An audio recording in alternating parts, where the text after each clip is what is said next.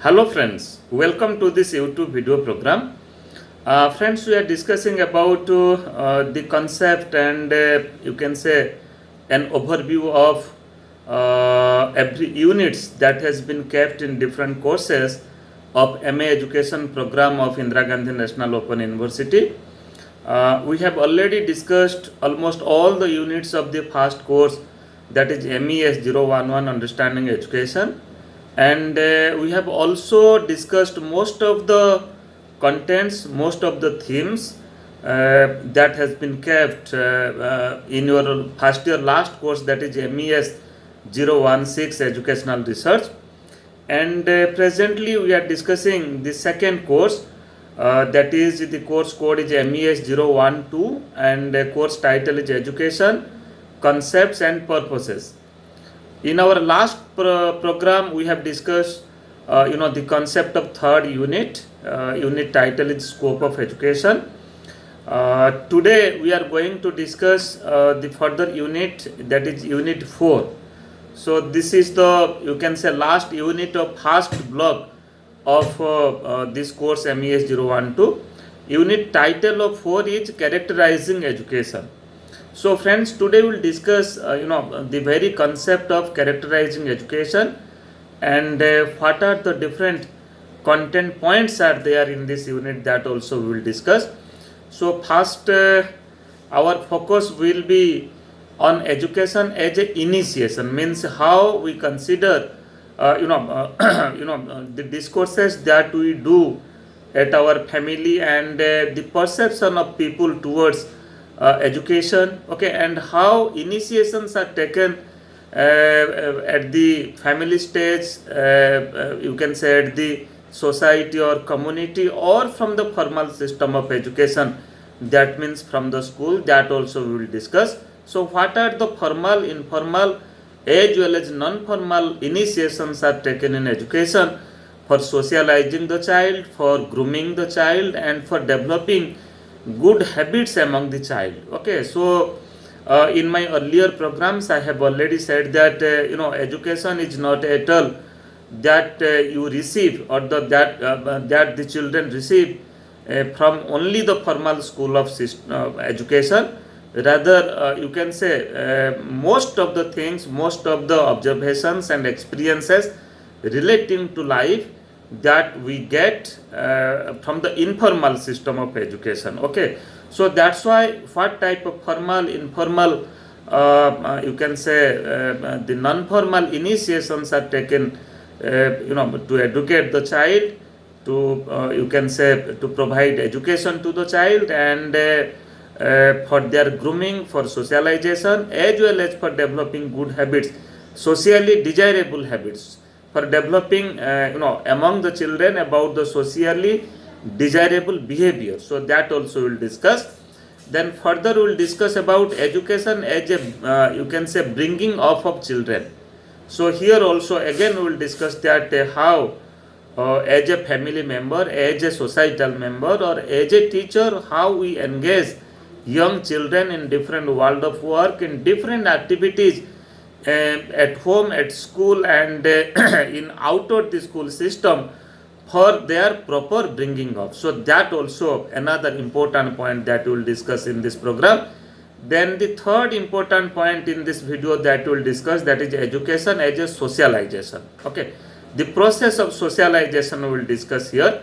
So mostly you see the cultural aspects that we practice in our society, and also we teach to our young generation, to our young children, that also we will discuss.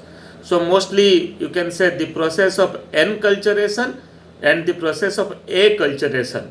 Okay, so that we will discuss. Then further we will focus upon education as understanding of cultural diversities, how we understand our cultural diversity, and how we consider that our cultural diversity as our strength. So that also another important point of our discussion. And another you can say a certain more content point is there, that we will discuss in another small video program. So friends, for discussing unit 4 we will develop two small videos. So in this unit, so in this video, we will discuss the three major content points that I have already discussed. That is education as initiation, then education as bringing up of children, then the third is education as a process of socialization. So friends, first let us concentrate ourselves, focus ourselves upon the first point, that is education as initiation. So many a time, you see, this is a matter of debate, that we say that education begins before or after birth. Does education begin before or after birth? So you can say the great mythology that we all we all follow, or we all know, that is Mahabharata. In Mahabharata, you will find that the that has depict the Abhimanyu has learnt certain things when he was you can say in the mother womb of Subhadra. So just like how to enter in a Chakravyuha, but you see Abhimanyu learnt about you can say not the full knowledge, not the full you can say skills or the information, only how to enter in the Chakravyuha and how to come out from the Chakravyuha, that he didn't learn. So that's why you must have observed Mahabharata, and such type of stories, such type of things are happening in our society also. You might have observed in your family or in your community and society when you can say a child is in his or her in her mother's womb, you will find that the family members, they are saying means how to means how the mother should behave during a child is in her womb, and what type of you can say tradition, rituals we follow in our family in such type of condition, such type of situation. Okay, so before birth of a child means what type of education, what type of ethical values, and what type of you can say traditions, rituals a mother follow. So here you see, I'm not saying a concrete thing. This is very much abstract, and many are saying that certain science is also related with this, certain psychology is also related with this, certain psychological principles, certain growth and development related principles are this. But here when we talk about education as initiation, so here also it comes in the context that we discuss whether education starts before birth or education starts after birth. Okay, so this is a matter of debate. Still then learning starts we can say from the very beginning of life. Okay, very beginning of life. Further here education as initiation in this unit, another thing that has been discussed, that is education as initiation to the world of knowledge. So friends, you see when we talk about an informal system of education, it means our focus is not open, not upon you can say the curriculum, the syllabi, the courses of studies that has been formalized in a particular standard so far as a subject is concerned. But here in an informal system of education, we train the child, we educate the child how they will behave and how they will you can say acquaint themselves in different world of knowledge, in different world of happenings. So that's why this is also another initiation, that we groom our children, we educate our children for you can say shaping their personality, for shaping their behavior in different situations in this world, for with different situations which is happening you can say in our environment, which is happening in our family, in the society, at the same time you can say in our community and schools also. So that's why we can say that education is an initiation. We take many initiation for educating the child, for proper growth of the child, for proper development of the child. So here when we talk about growth and development, you see growth is mostly linked with the physical growth, whereas when we talk about development that is related to the mental development of the child, that is related to the development of attitude, development of aptitude, achievement, and other type personality and other creativity. So other types of, you can say, mental traits. So that's why, friends, as a family member, as a senior of the family, as a societal member, as a member of the community, so we take certain initiation for proper grooming of the child, for educating the child, for shaping personality and behavior of the child, and for acquaint themselves in world of knowledge, in world of activities, in world of happenings. Okay. Then further, the second important point that has been discussed here, that is education as bringing of children. So I was just talking about education. The work of education is nourishing the child, developing the child, grooming the child with the world of knowledge, with the world of happenings. Just like first you see, providing scope for exploration and discovery. So here you see the young children, they have a tendency, they have a type of inquisitive mind to know how the things are happening. Means what they observe in the society, what they observe in the environment, relating to language, relating to any social rituals, relating to any traditions and culture, okay, relating to any practices.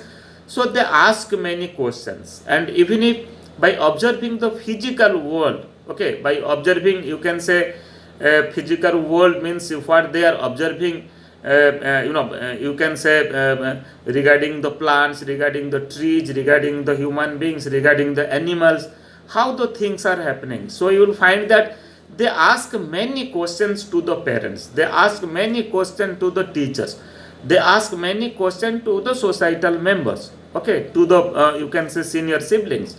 So here, friends, this is upbringing of the children, starting from you can say starting from the family. Okay, so just like a family provides scope to the children for developing a type of exploration and discovery. So here, so as a senior member of the family, what we do, we provide scope how they will develop their horizon, develop their thinking process. They will try to explore certain things, and they will try to discover, involve themselves in discovery.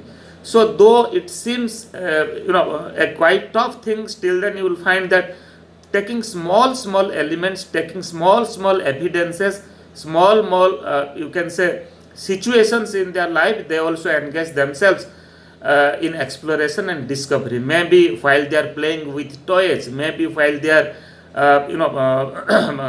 coming contact with the physical world, coming contact with different types of persons, different people in this society. Okay, so they do such things. Then further we can say, for bringing of the child, providing time for play and relaxation. We also provide adequate time to the children, you can say, for play and relaxation. So when they will play, with playing, they will also develop certain things, and you will find that also help them for their proper growth and development. Then guiding children through code of conduct and timetable. You see, we also involve children for developing good habits, socially desirable behavior. Okay, so here you see, at a family, you might have observed that we say to our young children in family that you supposed to do this. These are the socially desirable things. You have to do this. Okay, these things are the moral things. These things are the value-based things. So you should learn such things. So that's why you can say, for upbringing the children, this is also part of the life of the family members, that they should develop good habits, good code of conduct. At the same time, a sense of timetable. At family there is a timetable, in school there is a timetable, that at what time they will involve themselves in what activities, in what type of you can say work. You can just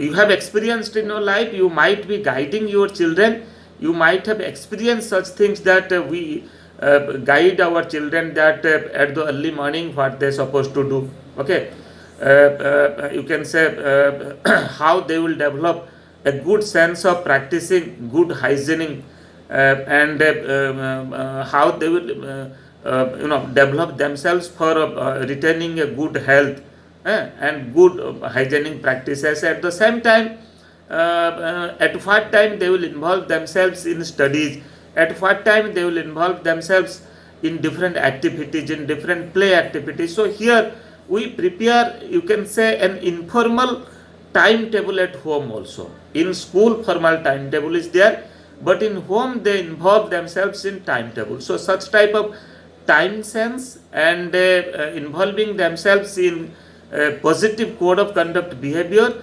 that type of things we do at our home, and you can say in our society also. Then further another important thing, that is one of the part of this unit, that is education as socialization. So here when we talk about socialization, two major thing, two important thing come to our mind, that is enculturation and acculturation. Okay, enculturation means you will find that the traditions, the culture of a society that got transmits from one generation to other generation. Okay, so it means you will find that a young child in the society, so he or she is getting encultured. It means they are learning how to behave, how to practice, how to live in a society. Okay, so they observe the things what the seniors are doing, what is going on in a society, how different traditions are observed in the society. Okay, so by observing such things you will find that they also doing it. So knowingly or unknowingly they are also doing it, and many a time being the senior of the family, being the parents, being the grandfather and you can say grandmother, what we are doing, we are also involving our children in the process of enculturation, how they learn about the culture, how they practice the culture in a right sense, in a right way. Okay, so that's why this is the process of socialization. From one generation to other generation, we transmit our culture, we transmit you can say our cultural practices, our traditions. Then further we also involve themselves in acculturation. Acculturation, you can say in a society, especially in a metro cities, you will find that people are living from different culture. Okay, you will find, if you will take the example of Delhi, if you will take the example of Mumbai, Kolkata, you can say Chennai, Bangalore, other cities, Pune, you will find that the people are coming from all part of India, from all the states, and they practice their culture. And here also when the group of people are from different culture, so here there is, you can say, sharing of culture from one group of people to other group of people. So that's why acculturation means how we learn about another culture. Okay, so I'm just taking example of India. You can also give example of you can say acculturation globally. So many a time you will find that the culture of a country that also followed by the other people. We also learn the culture of other countries. They also learn the culture of our countries. So that's why acculturation is also a process of socialization. We understand, we learn about our diversities, and accordingly we behave, and accordingly as per the diversities, as I have already said that we considered all our social diversities each as strength, and our diversities provide us a type of you can say support, a type of knowledge, and a type of spirit, emotional a type of emotional attachment towards the society, and we prevail, we achieve, and our effort is to achieve unity in diversity. So friends, you see, these are the certain important things that has been addressed in this unit in the title of characterizing education. Means the work of education is not only the knowledge and understanding that and skill that we get from the formal system of education.